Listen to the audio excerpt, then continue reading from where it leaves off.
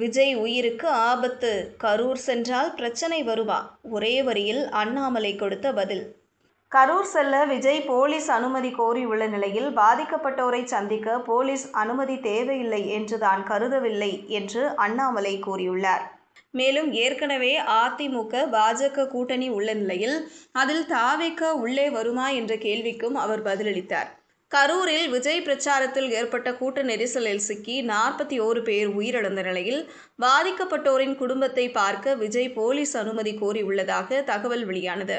இதற்கிடையே இன்று சென்னையில் செய்தியாளர்களிடம் பேசிய அண்ணாமலை இது தொடர்பாக சில முக்கிய கருத்துக்களை கூறியுள்ளார்.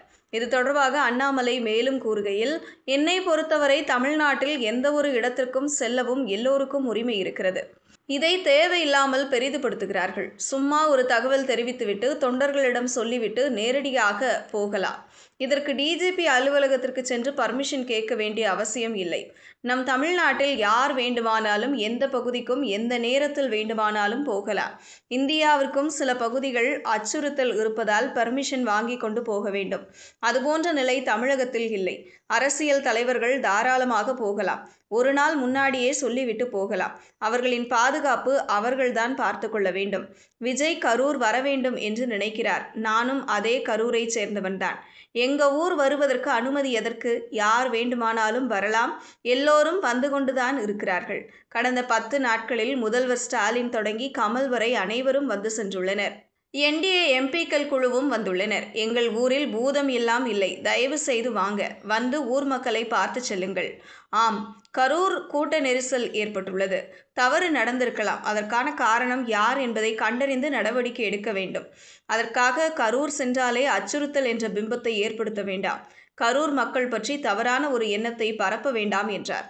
விஜய் கரூர் செல்வதற்கு உயிருக்கு ஆபத்து உள்ளது என்று நயினார் நாகேந்திரன் சொல்லி இருக்காரே என்ற கேள்விக்கு அவர், மாநில தலைவர் நயினார் நாகேந்திரன் என்ன சொன்னார் என்று நான் கவனிக்கவில்லை.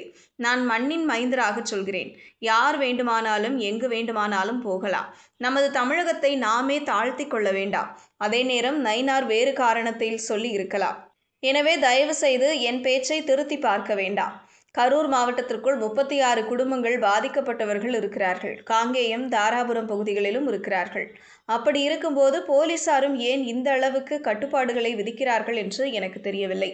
இறந்தவர் வீட்டிற்கு அஞ்சலி செலுத்த செல்வதால் கூட்டம் கூடினாலும் மக்கள் அமைதியாகத்தான் இருப்பார்கள்.